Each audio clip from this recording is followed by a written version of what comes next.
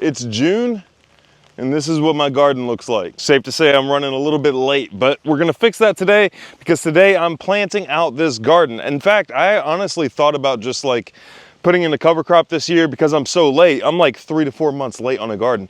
But I thought about putting in a cover crop and just continuing to remediate the soil because I still need some more fungi and some more predators and stuff like that in my soil before it's bio-complete. So I'm gonna go over a couple of varieties that you can still plant in June. One thing that I recommend to everybody, where's my phone, is this app. It's called Gardenate. That's what it looks like right there, that little green with the carrot. That little thing right there, that's what it looks like. Click on it, and if I look at the planting calendar, it tells me what'll work in June, and that's basically the list that'll work in June. Now we're gonna do, more things than what's just listed on that list, but Gardenate, it's a wonderful app. It takes all the guesswork out of it, basically. Highly, highly recommend it. I don't make any money from it. I don't get a kickback from it. But today we're gonna be planting, what is it, like corn, peppers, a bunch of melons, stuff like that. Things that can tolerate the heat. That's exactly what we're gonna be planting today. Now, these two beds that you see right next to me, this one right here and that one, I already broad forked using this tool right. Oh, actually, before we get into that, real quick, I just wanna show you the power of cover cropping. I haven't added compost to this bed at all. I haven't done any kind of direct remediation other than just, cover cropping and stuff like that. Look at that soil. Look at that soil. Now, just a couple of feet away, literally like right here, I'm gonna look into this soil. Look at that. That's straight up clay. That's hard Play-Doh clay, and I got dark brown crumb structure soil, and that's just from a cover crop. And look at that nice crumb structure too. Look at that nice crumb structure. That's what we're gonna be planting in today. But I went ahead and terminated the cover crop that was existing there, which was basically like weeds and a combination of clovers. I've got some white clover coming back up over on this end. So terminated all the beds. And then these two beds I broad forked, and then I pulled all the weeds to the side. They're gonna come in to play later. I terminate the bed, which I've already done. And then I broad fork, and then I pull all the weeds to the side. And I'm gonna use, or the cut vegetation I pull off to the side, and I'm gonna use that as a mulch here in a minute. But that being said, I'm fine with being in the rain, but this citified camera equipment does not like being in the rain. So I'm gonna get this back underneath this umbrella because it is raining today. And I'm gonna go ahead and plant these beds out. All right, so what I'm basically gonna start with first is my corn. And this is just regular old sweet corn, nothing to grind or anything like that. But I'm gonna just draw me 3 lines. I'm gonna do 3 rows of it over here. I know it needs, the downside of doing corn in raised beds is that it needs bigger blocks than what most recommended raised beds can actually provide. I haven't seen it done very successfully in ergonomic raised beds. So just keep that in mind. Corn is gonna be a little bit more difficult in raised beds. Usually I'm a huge proponent of doing raised beds and stuff, but if you're planning, it kind of fails. Like, this is where permaculture comes into play, and using the right job or the right tool for the job, right? So raised beds are awesome and everything, but if I'm not having, if my corn isn't close enough for, to pollinate and germinate and stuff like that, to like rub the tendrils together, then, raised bed is the wrong job for or wrong tool for the job. So that's where row cropping in the ground comes into play. That's where that makes more sense and stuff. So depending on the technique, depending on the application, determines your tool that you use. I'm also not relying on this corn, right? So if I was relying on this corn and I was like, hey, I really need this corn, then I would go break in some new ground somewhere else that's flat, and I can do bigger blocks of it and stuff like that. And also, this might come as a shocker to some of y'all. When I break in that new ground, I'm gonna be tilling. I don't think there's anything wrong with tilling as long as you do it a limited amount of times. Sometimes you have to change the earth and shape the earth into something that you can work with. But there's rules when it comes to tilling. Don't do it while it's raining, obviously. You can do it right before rain if you want to, and that's actually ideal because rule number 2 is immediately seed after tilling. You don't want to leave nature naked. If you leave nature naked, nature is going to cover itself. And the downside of nature covering itself is that you don't really get to pick what it covers itself with. So chances are it's not going to be something that you find valuable or something that you really enjoy. So as soon as you till, you might as well immediately seed and get something in the ground. So my corn plot ends at about right here, and I'm going to finish the rest of this bed with just some miscellaneous seeds. Like these are Cherokee wax yellow bush beans. I'm going to just stick these like right in the center. And yeah, the rest of this bed is just going to be some miscellaneous stuff that I don't have like a bunch of seeds for. And now this right here is why I was saving those weeds, because I'm going to come back through with this. Oh, by the way, y'all, if you ever come across like a broken pitchfork in the estate sale, I'm thinking about attaching like a U-shaped handle to it, because it's really good at, like, if you're already bending over and you need to pick up some hay or some mulch or some bedding or whatever it may be, this is super handy. But this mulch, I'm just gonna kind of shake it out above all the seeds that I just seeded, and it's gonna act as a mulch. Cool thing about this mulch is that 100% of this mulch was produced right in place.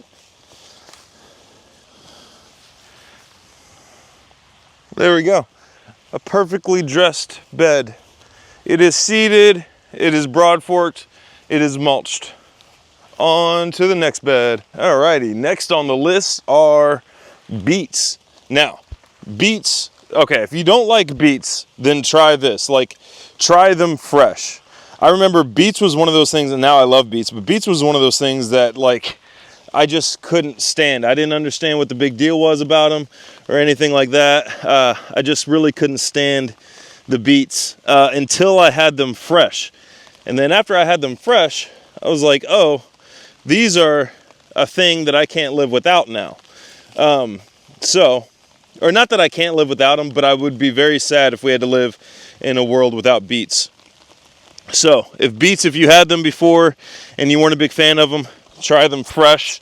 And whenever they're fresh, you can eat them all kinds of different ways. Like you can eat them like chopped up on a salad. I like roasting them personally. Like roasting is probably one of the best ways to eat like vegetables in general, if it's not directly with meat or wrapped in, some sort of meat. Yeah, roasting is like the best way to eat vegetables. So right there is where we left off with the beets. So that's a little under half of a bed.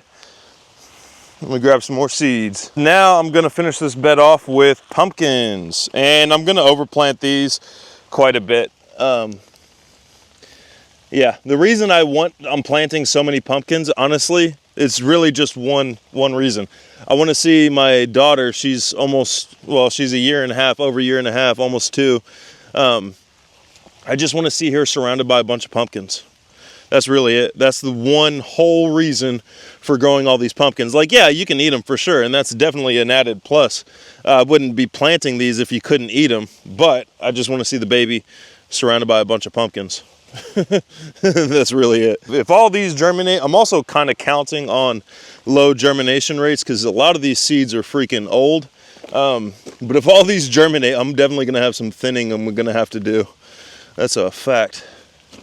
I can't believe how good this soil is though, and how many worms are in it and stuff like that, and the only thing I did to remediate this soil was plants basically, like cover crops.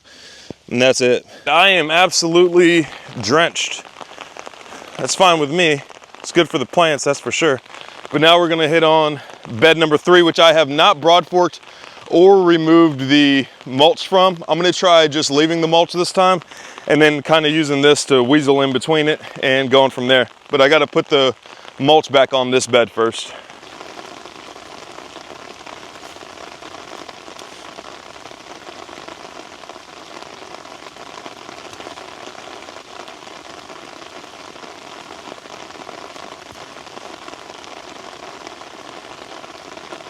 This is bed number 3. I'm gonna start this off with melons. Now, when I say melons, I mean all kinds of melons.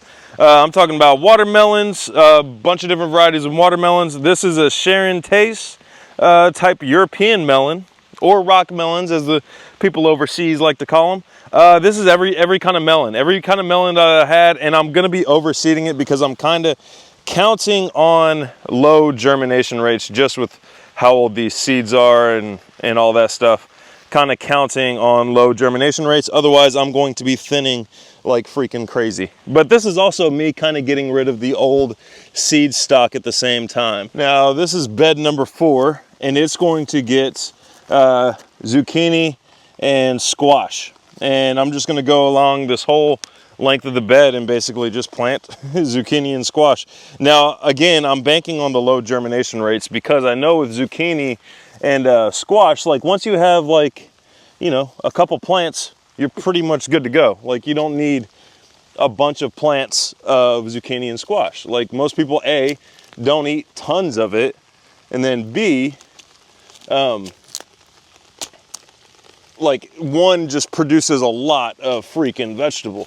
So we're gonna see how this goes. Like worst case scenario, it just gets turned into either compost or chicken feed. So, you know, that's good. None of these are hard neck varieties. If they were, then I could store them through the winter and then feed them to my chickens and my pigs through winter if I wanted to. That's an option. But I will be getting rid of the pigs here pretty soon. And the only thing I'll be down to here before too long are the chickens. One very positive note, I know I keep going on about the soil, but every time I stick this little trowel into the ground, like worms are popping up. And I know it's raining and stuff like that, but like before, there weren't even this many worms on this whole freaking property. Alrighty, now I'm on this bed right here. I'm gonna skip this bed right here because there's a whole different situation going on there. Earlier I did a cardboard like instant garden on that garden bed before. That's gonna take a different, you know, set of care over there. Probably another addition of cardboard and compost and organic matter and all that stuff. But that's a different story over there. So I'm gonna skip that bed and go straight to this bed, and I'm doing one straight line down the center of cucumber.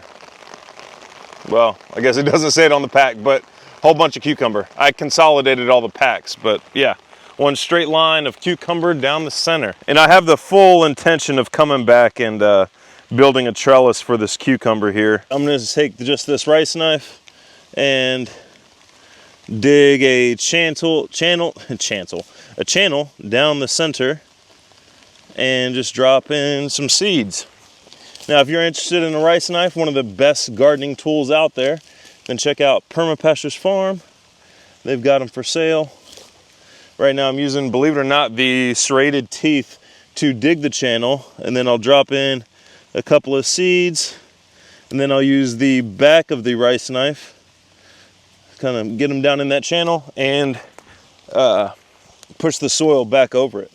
I have a rice knife somewhere that's like years old that I've never sharpened, and I've absolutely abused with no issues at all because it's serrated. So those serrations last far, far longer than just a straight edged sickle. Like the alternative tool to this rice knife is like a straight edged sickle with no serrations.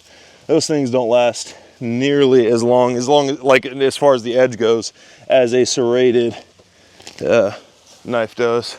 All right, y'all, I got 1, 2, 3, 4, 5 garden beds planted. This last one was cucumber. Before that, I did a bunch of melons. I did a whole bunch of everything, y'all. Y'all, I am drenched. Every part of me is wet. I'm gonna go wring out my shirt and dump out my boots and then go edit this video. But thank you guys so much for watching. If it was helpful for you guys, go ahead and leave a comment, maybe even hit subscribe if you want to. But yeah, if you need a consultation or a soil test, hit up the email down below. Can't wait to see you guys at Kentucky Sustainable Living. Thank you guys so much for watching, and until next time, we'll see ya.